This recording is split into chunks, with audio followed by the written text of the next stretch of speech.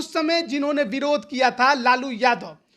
लेकिन आज देखिए हस्र क्या है कि लालू यादव का कोई भी सांसद लोकसभा में मौजूद नहीं था विरोध करने के लिए। बिहार में 40 में से 13 सीटों पर महिलाओं का प्रतिनिधित्व आपको देखने को मिलेगा। अभी वर्तमान में जो बिहार से महिला सांसद है उनकी संख्या कितनी है, लेकिन पति जो है वो मजबूरी में अपने पत्नियों को आगे चुनावी राजनीति में उतारते हैं जब उनके लिए दरवाजे बंद कर दिए जाते हैं। शहाबुद्दीन जब तक बाहर रहे, हिना साहब चुनाव नहीं लड़ी, लेकिन जब शहाबुद्दीन जेल चल गए तो उनकी पत्नी चुनावी मैदान में उतरी, चुनाव जीत नहीं पाई कभी भी।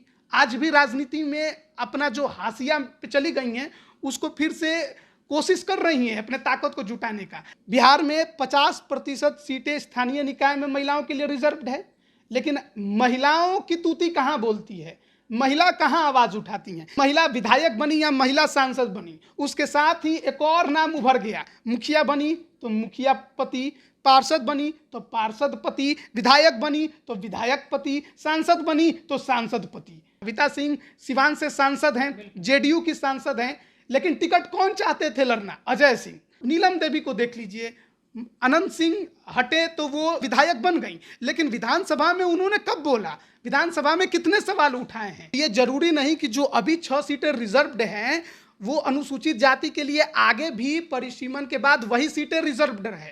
हो सकता है कि सीटों में बदलाव हो सकता है हाजीपुर जो अभी रिजर्व्ड है बाद में जनरल हो जाए। इनमें से 3 सीटों पर पासवान परिवार का कब्जा है। नमस्कार, आप देख रहे हैं लाइव बिहार। मैं हूं आपके साथ असलम अब्बास। कहते हैं कि महिलाओं की तरक्की और विकास के बिना समाज का एक विकास या कहें समाज का पूर्णतः विकास संभव नहीं है। और ख़ास करके बात अगर जमहूरियत और लोकतंत्र की हो, उसमें महिलाओं यानी कि आधी आबादी की हिस्सेदारी ना हो तो फिर आप सोच सकते हैं वो लोकतंत्र कैसा हो, वो प्रणाली कैसे चल सकता है। लेकिन संसद के नए भवन के बनने के बाद आधी आबादी यानी महिलाओं को लेकर एक नया सौगात, एक नई पहल और नई सोच के साथ एक कोशिश की गई है ताकि लोकतांत्रिक परंपराओं को मजबूत बनाया जाए, देश के विकास में आधी आबादी को महत्वपूर्ण जिम्मेदारी दी जाए। और इसी के तहत महिला आरक्षण विधेयक को लाया गया है जिसे नारी शक्ति वंदना के रूप में जाना जाएगा। और यही वो विकास की पहल है, परिपाटी है जो देश के आगामी तरक्की में, विकास में अहम जिम्मेदारी निभाने जाएगी या कहें कि निभाई जा सकती है। और इसी मुद्दे पर कितना भागीदारी होगा, कितना हिस्सेदारी होगा, हमारे साथ बातचीत करने के लिए हमारे सहयोगी राजमोहन तिवारी हैं। आपको एक एक करके बताएंगे। तो सबसे पहले राजमोहन जी, हिस्सेदारी नए संसद भवन से महिलाओं को कितना मिल जाना है? देखिए आज का दिन तो काफ़ी ऐतिहासिक है और खासकर देश की महिलाओं के लिए। हालांकि ये कोई पहला मौका नहीं था जब महिला आरक्षण बिल को संसद में पेश किया गया। नए संसद भवन में पहली बार जरूर पेश हुआ, लेकिन पुराने संसद भवन में कई बार पेश हुए हैं। 1996 में एचडी देवगौड़ा की सरकार ने कानून बनाने की कोशिश की, सक्सेस नहीं मिला। फिर अटल बिहारी वाजपेयी की सरकार ने तो 2-3 बार प्रयास किया, वो भी असफल रहे। चाहे बात आप यूपीए की करिए, मनमोहन सिंह की सरकार की, उस दौरान भी राज्यसभा से बिल पास हुआ लेकिन लोकसभा में अटक गया। लेकिन अभी जो पीएम मोदी के नेतृत्व में आज लोकसभा के अंदर नए संसद भवन में कार्यवाही शुरू हुई। महिला आरक्षण को लेकर खुद प्रधानमंत्री नरेंद्र मोदी ने जिस तरीके से बात रखी, इतना तो लग रहा है कि आसानी से यह बिल लोकसभा और राज्यसभा से पास हो जाएगा, क्योंकि ज़्यादा विरोध करने वाले इस बार आपको नज़र नहीं आएंगे। जो 1996 में बिल फाड़ कर फेंकते थे वो पार्टियां आजकल गौन हो गई हैं। समाजवादी पार्टी की बात करिए, यूपी वाले जब मुलायम सिंह यादव ने विरोध किया था, या फिर बिहार की जो क्षेत्रीय पार्टी है, सबसे बड़ी दल है, उस समय जिन्होंने विरोध किया था लालू यादव। लेकिन आज देखिए हस्र क्या है कि लालू यादव का कोई भी सांसद लोकसभा में मौजूद नहीं था विरोध करने के लिए। समाजवादी पार्टी के जरूर कुछ सांसद मौजूद थे, लेकिन विरोध करने के स्वर वहां से भी नहीं उठे। तो लोकसभा राज्यसभा में ये जो नारी शक्ति वंदन अधिनियम है, इसका यही नाम है इस बिल का, महिला आरक्षण का जो बिल रखा गया है लोकसभा में, वो लग रहा है कि पास हो जाएगा और कानून बन जाएगा। लेकिन बहुत लोगों के अंदर अब सवाल उठने शुरू हो गए हैं कि ये जब आरक्षण का विधेयक पास हो जाएगा तो लोकसभा और विधानसभा में प्रभाव क्या पड़ेगा। आंकड़ों पर क्या प्रभाव पड़ेगा और कितनी संख्या उनको मिलेगी, कौन कौन सी वो सीटें होंगी, ये अपने आप में कई सवाल हैं जो लोगों के अंदर सबसे ज्यादा खड़े हो रहे खास हैं। करके बिहार के परिप्रेक्ष्य में। देखिए, बिहार के परिप्रेक्ष्य में भी बात करेंगे, देश के परिप्रेक्ष्य में भी बात करेंगे। अभी लोकसभा के अंदर जो प्रतिनिधित्व है महिलाओं की वो 82 है, यानी सांसद की संख्या महिलाओं की 82 है। लेकिन जब ये अधिनियम बन जाएगा तब महिलाओं का जो प्रतिनिधित्व है उसकी संख्या 181 हो जाएगी, जिसमें SC ST भी इंक्लूडेड है। उनके लिए कोई अलग से रिजर्वेशन नहीं है। जो पहले से 131 सीट रिजर्व्ड है उसी में से 33 सीटें महिलाओं के लिए, SC ST महिलाओं के लिए रिजर्व्ड कर दिया जाएगा। और इसके अलावा जो अन्य सीटें हैं 137 सीटें वो जनरल और OBC महिलाओं के लिए रिजर्व्ड हो जाएंगी। लेकिन एक और सवाल है कि यह कानून अगर बन गया तो लागू कब से होगा, ये भी सवाल है कि क्योंकि चुनाव नजदीक है, 2024 लोकसभा है और इसको लेकर कोई भी जो राजनीतिक पार्टी है इस बार अपने आप को कम नहीं आंकने वाली, बड़ी तगड़ी फाइट देने की तैयारी है। एक तरफ INDIA गठबंधन बन गया है, दूसरी तरफ NDA है, तो मजबूत फाइट के अनुमान है। और उसी बीच ये महिला आरक्षण बिल कई पार्टियों के लिए काफ़ी ज़्यादा एक सिरदर्द भी बन सकता है। लेकिन जिस तरीके की खबरें आ रही हैं और जो कानूनी पेच हैं वो ये बता रहा है कि फिलहाल ये विधेयक बन तो जरूर जाएगा लेकिन 2024 में लागू नहीं होगा। 2029 में जब अगला लोकसभा का चुनाव होगा तो उस दौरान ये लागू होगा। लोकसभा में भी होगा, विधानसभाओं में भी होगा, लेकिन 2026 के परिसीमन के बाद। हम बात बिहार की करेंगे।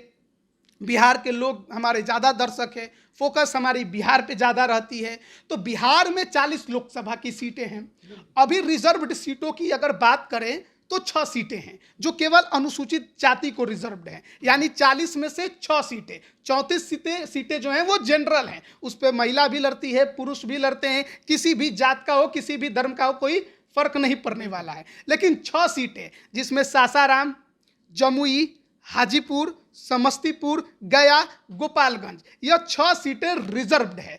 इनमें से 3 सीटों पर पासवान परिवार का कब्जा है, 2 सीट गया और गोपालगंज पर JDU का कब्जा है, 1 सीट सासाराम है जहां पर BJP का कब्जा है। लेकिन ये 6 सीटें जो शेड्यूल है इनमें से भी 2029 में, अगर 26 में जब ये परिसीमन होगा तो उसमें 6 सीटों में से 2 सीटें महिलाओं के लिए रिजर्व्ड हो जाएंगी। SC ST के रिकॉर्ड में 6 सीटों में से 2 सीटें SC ST महिलाओं के लिए। लेकिन अगर 40 सीटों का पूरा आंकड़ा देखें तो 33% का अगर अनुमान निकालते हैं, आप गुना भाग करते हैं तो ये देखने को मिलता है कि 40 में 13 सीटें महिलाओं के लिए रिजर्व्ड हो जाएंगी, जिसमें कि 2 सीटें SC ST वाली भी होंगी। तो ये आंकड़ा है कि परिसीमन में 13 सीटें, बिहार में 40 में से 13 सीटों पर महिलाओं का प्रतिनिधित्व आपको देखने को मिलेगा। अभी वर्तमान में जो बिहार से महिला सांसद हैं उनकी संख्या कितनी है? 3। बिल्कुल, 3 सांसद हैं अभी, जिसमें से आपको एक JDU से, एक रालोजपा से वीणा देवी हैं और एक BJP से रमा देवी हैं। यही 3 सांसद हैं महिला। लेकिन जब ये कानून बनेगा, लागू हो जाएगा तो 13 सांसद महिला बनेंगी, जिसमें से 2 तो निश्चित जो है वो SC से आएंगी, ST से नहीं, SC से। बिहार में SC को रिजर्व्ड कैटेगरी में रखा गया है। 6 सीटें जो रिजर्व्ड है वो SC के लिए, ST के लिए नहीं है। तो ये भी देखना होगा कि जो 6 सीटें हैं उनमें से कौन सीटें महिलाओं के लिए रिजर्व्ड सरकार करती है। और इस सवाल है कि महिला आरक्षण मिल जाएगा तो बिहार की राजनीति में कितना कुछ बदलाव हो जाएगा, खास करके महिला चेहरा की लगातार बात होती है। देखिए, बिहार में अगर महिला चेहरा की बात करिएगा तो राबड़ी देवी मुख्यमंत्री बनी थी, लेकिन अपने दम पे क्या किया उन्होंने, ये किसी को बताने की और किसी से पूछने की जरूरत नहीं है। बैकडोर से कौन सरकार चला रहा था। बिहार में 50% सीटें स्थानीय निकाय में महिलाओं के लिए रिजर्व्ड है, लेकिन महिलाओं की तूती कहाँ बोलती है, महिला कहाँ आवाज़ उठाती हैं। जब से महिलाओं को रिजर्वेशन मिला, या महिला विधायक बनी या महिला सांसद बनी, उसके साथ ही एक और नाम उभर गया। मुखिया बनी तो मुखिया पति, पार्षद बनी तो पार्षद पति, विधायक बनी तो विधायक पति, सांसद बनी तो सांसद पति। बोलबाला हमेशा से पतियों का रहा है। तो आगे भी जब 13 सीटें रिजर्व्ड होंगी महिलाओं के लिए, तो उन 13 सीटों पर देखिएगा कि कोई ऐसा नहीं है कि कोई बड़ा अचानक से महिला आएगी, चुनाव लड़कर संसद पहुंच जाएगी, बहुत तेज तरार है। तो वहां भी पतियों का दम तो रहेगा, देखने को मिलेगा आपको। और बाहुबल, धन बल, साम दाम दंड भेद कौन लगाते हैं बाहर घूम घूम कर? ये पति लगाते हैं। कविता सिंह का आप उदाहरण ले लीजिए। कविता सिंह सिवान से सांसद हैं, जेडीयू की सांसद हैं, लेकिन टिकट कौन चाहते थे लड़ना? अजय सिंह। अजय सिंह को टिकट चाहिए था विधायक का, लेकिन उनका छवि खराब था। तो आनन फानन में, जो हिंदू धर्म में उस दौरान शादी नहीं होता है, उस दौरान शादी किया, और जब शादी हो गया तो जेडीयू से पत्नी जो है वो विधानसभा का चुनाव लड़ी, फिर बाद में सिवान का भी चुनाव लड़कर बन गई। लेकिन आज भी देखिएगा तो धाक किसका बोलता है सिवान में? अजय सिंह का बोलता है। मैं ये नहीं कह रहा हूं कि कोई अस्तित्व नहीं है कविता सिंह का, लेकिन धाक की अगर बात करिएगा तो वो आपको देखने को मिलेगा। वैसे ही वीणा देवी का आप देख लीजिए, पहले यहाँ पर सूरजभान सिंह की पत्नी मुंगेर से सांसद रही हैं, उनका नाम देख लीजिए, आज भी उनको लोग सूरजभान सिंह की पत्नी के नाम से ही जानता है। तो ये जो माहौल बना है वो इतनी आसानी से खत्म तो नहीं होगा, इसमें समय लगेगा। अब चिराग पासवान जो है वो चुनाव लड़ते हैं, लेकिन उनके परिवार से कौन महिला चुनाव लड़ती है? क्या अभी तक आपने कभी देखा है किसी को चुनाव लड़ते उनके परिवार से? महिला को जो भी लड़े हैं उनके घर से पुरुष ही चुनाव लड़ते रहे हैं। लेकिन अभी चर्चा है कि चिराग पासवान अपनी मां को चुनाव लड़ा सकते हैं। अब लड़ाएंगे नहीं लड़ाएंगे, कहां से लड़ाएंगे, ये वक्त बताएगा। हालांकि कहते हैं कि उनकी मां चुनाव लड़ने को तैयार नहीं है। तो बड़े बड़े परिवारों में भी आप देखिएगा तो जब तक पति कहीं और बिजी ना हो वो अपने पत्नियों को आगे नहीं करते हैं। मजबूरी जब होता है तभी वो आगे करते हैं। शहाबुद्दीन जब तक बाहर रहे, हिना साहब चुनाव नहीं लड़ी, लेकिन जब शहाबुद्दीन जेल चल गए तो उनकी पत्नी चुनावी मैदान में उतरी, चुनाव जीत नहीं पाई कभी भी। आज भी राजनीति में अपना जो हाशिया पे चली गई हैं उसको फिर से कोशिश कर रही हैं अपने ताकत को जुटाने का, लेकिन उतना आसान नहीं है उनके लिए भी। तो ये सब चीज़ें देखने को मिलेंगी। 13 सीटें भले महिलाओं के लिए हैं। अब आप ही याद कीजिए ना कि बिहार में भी कौन महिला है जो आपको दिखाई दे रहा है कि आगे एकदम दमखम के साथ उभर कर ये भी सामने सवाल है कि अगर सामने आरक्षण आएंगी। मिल जाता है तो आरक्षण मिलने के बाद बिहार से खास करके कितने चेहरे हो सकते हैं जो आने वाला बिहार के राजनीति को अपने हाथ में बागडोर में, जैसा आपने नाम लिया राबड़ी देवी बिहार के पहली महिला मुख्यमंत्री बनी, आने वाला समय में कोई ऐसा महिला दिख रहा है आपको जो बिहार के बागडोर सत्ता में वर्चस्व कायम करेंगे? ये अपने आप में एक बड़ा सवाल है और लोगों को जरूरत है सोचने की, खासकर बिहार की महिलाओं को भी सोचने की जरूरत है कि आरक्षण मिल गया 33%, 13 सीटें आपके लिए रिजर्व कर दी गई, लेकिन क्या आप खुद ब खुद आगे आकर चुनाव लड़ेंगी? देखिए पुष्पम प्रिया 2020 के विधानसभा चुनाव में उभर कर आई थी कि लगता है दमखम दिखाएंगी, पढ़ी लिखी महिला हैं, उनके पिता भी राजनीति करते थे, अब तो वो नहीं रहे, एमएलसी रहे जेडीयू से, लेकिन कहाँ दिखाई देती हैं। कोशिश उनकी उतनी ग्राउंड पर कभी देखने को मिली नहीं है। अगर वर्तमान में आप महिला जो बिहार में विधायक हैं उनको भी देखिएगा तो वो अपने चेहरे के वजह से विधानसभा में नहीं पहुंची हैं, वो अपने पतियों के बदौलत विधानसभा में पहुंची हैं। हालांकि देखिए कोई पति या कोई पुरुष भी जब विधानसभा या संसद भवन में पहुंचता है तो उनके पीछे महिलाओं की एक बड़ी भूमिका रहती है, परिवार से लेकर हर चीज़ में वो सहयोग करती हैं। लेकिन पति जो है वो मजबूरी में अपनी पत्नियों को आगे चुनावी राजनीति में उतारते हैं जब उनके लिए दरवाजे बंद कर दिए जाते हैं। तो ये सोचना होगा बिहार की महिलाओं को। अब विधानसभा के आप पूरे सत्र को देखिए, जब बिहार में चलता है कितनी महिलाएं हैं जो उठकर जनता का सवाल पूछती हैं, जनता के मुद्दों को उठाती हैं, अपने क्षेत्र के मुद्दों को मजबूती से उठाती हैं। बहुत कम आपको मिलेंगी। बीजेपी से श्रेयसी सिंह की चर्चा आप कर सकते हैं, जेडीयू से शालिनी मिश्रा की चर्चा कर सकते हैं, आरजेडी से आप संगीता देवी या अनीता देवी की चर्चा जरूर कर सकते हैं, लेकिन नीलम देवी को देख लीजिए। अनंत सिंह हटे तो वो विधायक बन गई, लेकिन विधानसभा में उन्होंने कब बोला? विधानसभा में कितने सवाल उठाए हैं?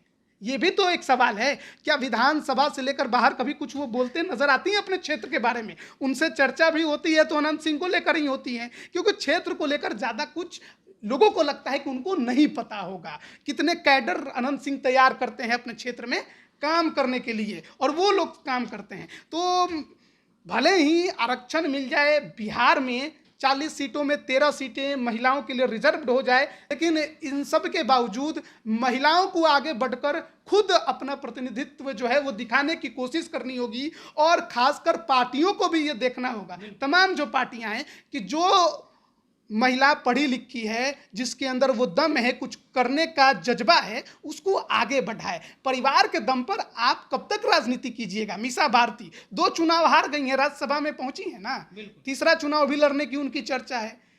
अब सवाल है ना कि जिनको 2 बार जनता नकार चुकी है, उनको आप राज्यसभा तो भेजते हैं, लेकिन क्या उस पार्टी में कोई और महिला नहीं है जो चुनाव लड़के अपना क्षमता दिखा सके या सीट जीत कर दिखा सके?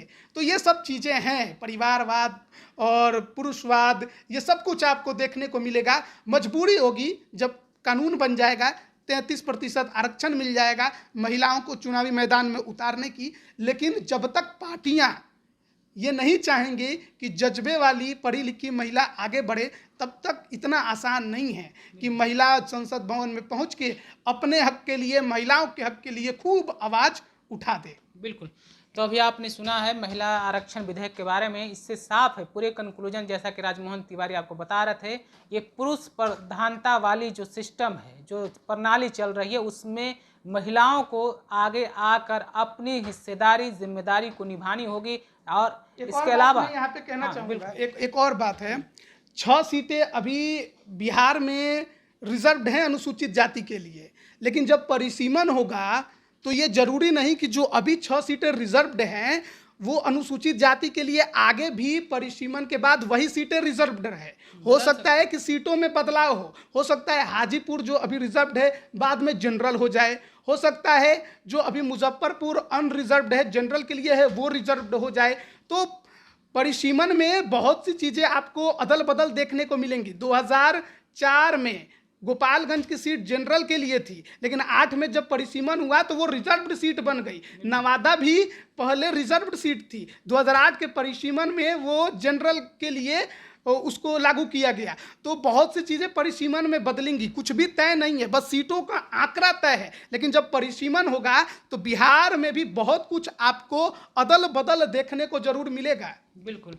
तो आपने एक एक करके आंकड़ों को समझा है, इससे तमाम बातों से साफ है कि महिलाओं को खुद समाज में आगे आना होगा, अपनी जिम्मेदारी को निभानी होगी। खास करके राजनीति में जो पुरुष प्रधानता है उसमें अपने आप को आगे रखना होगा। कितना जिम्मेदारी निभाना, हिस्सेदारी है, या फिर कहें आधी आबादी का विकास, समस्या का समाधान कैसे होगा, इसके लिए सोचना भी अब महिलाओं को होगा। 33% आरक्षण मिल जाने से समस्या का समाधान हो जाए, ऐसा संभव नहीं हो सकता है।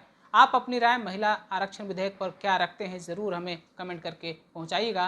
तब तक के लिए बने रहिए लाइव बिहार के साथ। आपका धन्यवाद। लाइव बिहार यूट्यूब पर सब्सक्राइब और फेसबुक पर लाइक ज़रूर करें।